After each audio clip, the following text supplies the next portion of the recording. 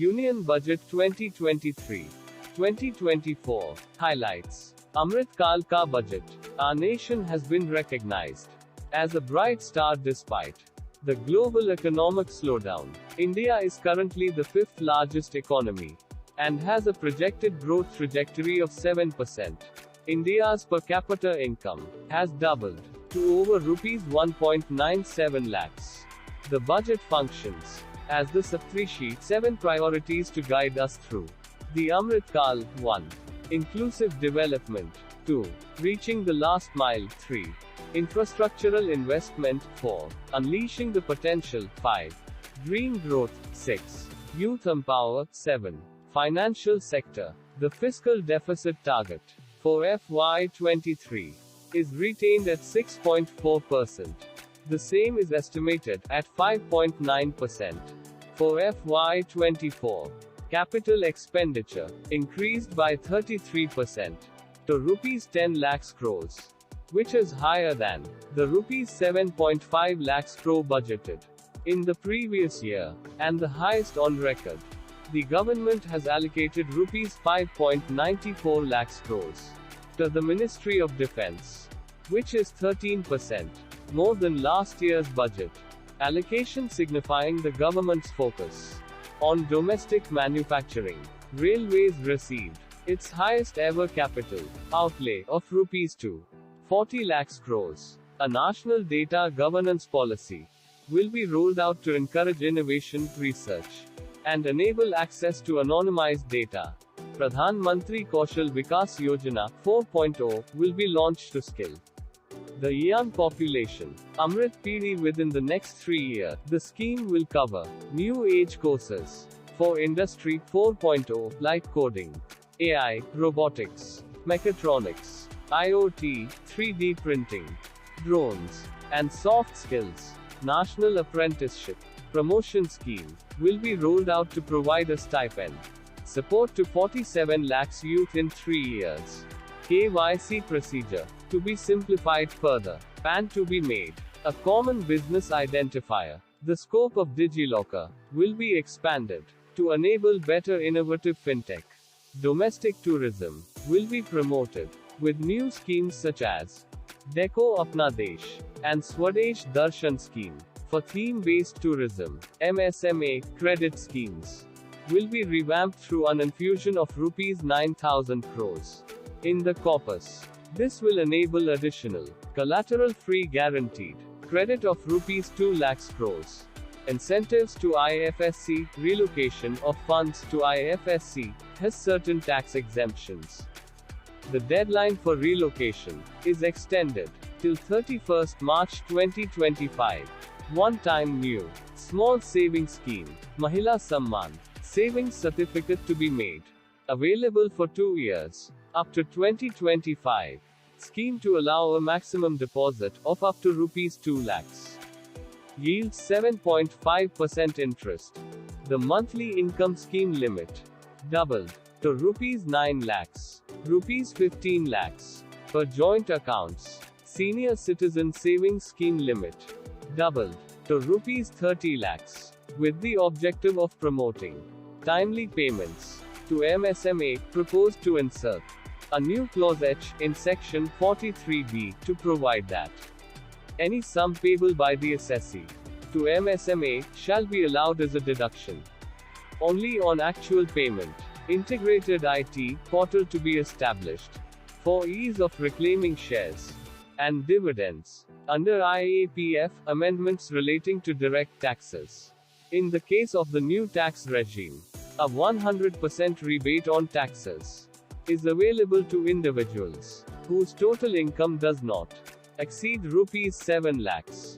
The new tax rates, as per new tax regime, are 1. Income slab of rupees 3 lakhs, no tax levied. 2. Income of rupees 3 lakhs to rupees 6 lakhs, 5% tax rate. 3. Income of rupees 6 lakhs to rupees 9 lakhs, 10% tax rate. 4. Income of rupees 9 lakhs to rupees 12 lakhs, 15% tax rate. 5. Income of rupees 12 lakhs to rupees 15 lakhs, 20% tax rate. Above rupees 15 lakhs. Income. 30% tax rate. There are no changes in income tax slab rates. As per old regime, maximum surcharge rate reduced from 37% to 25% for those who opted for new tax regime, resulting in a reduced maximum marginal rate to 39%, as against 42%. Capital gains.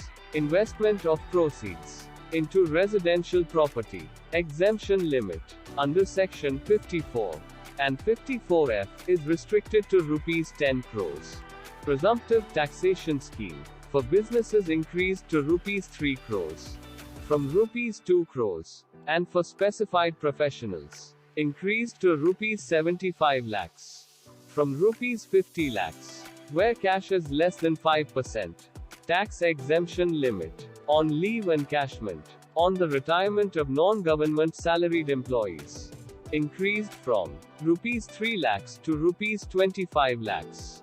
Life insurance policies other than ULIP income will be exempt only from those policies issued after 1st April 2023 with aggregate premium up to rupees 5 lakhs.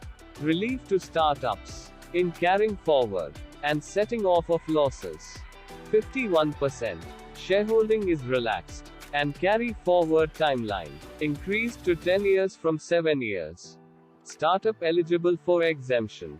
Date of incorporation extended up to 1st April 2024, with the objective of promoting timely payments to MSME. Proposed to insert a new Clause H in Section 43B to provide that any sum payable by the assessee to a MSME shall be allowed as a deduction only on actual payment.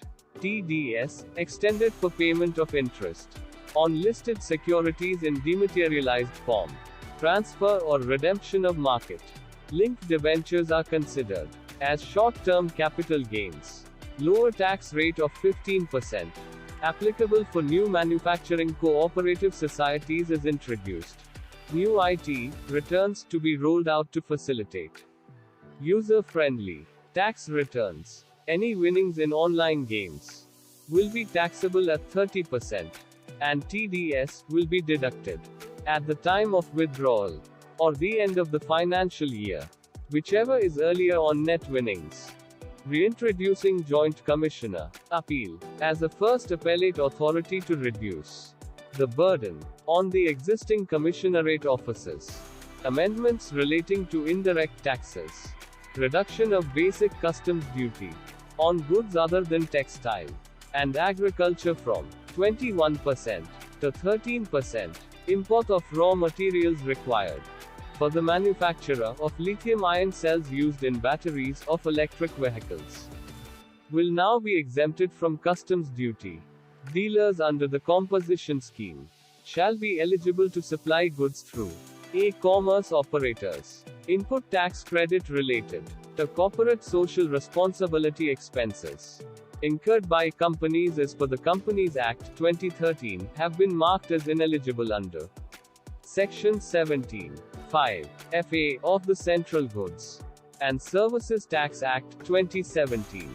GST return or annual return is not allowed to be filed after 3 years from the due date of return, raising the minimum threshold for launching prosecution under GST from rupees 1 crore to rupees 2 crores, except for the offense of issuance of invoices without a supply of goods or services or both.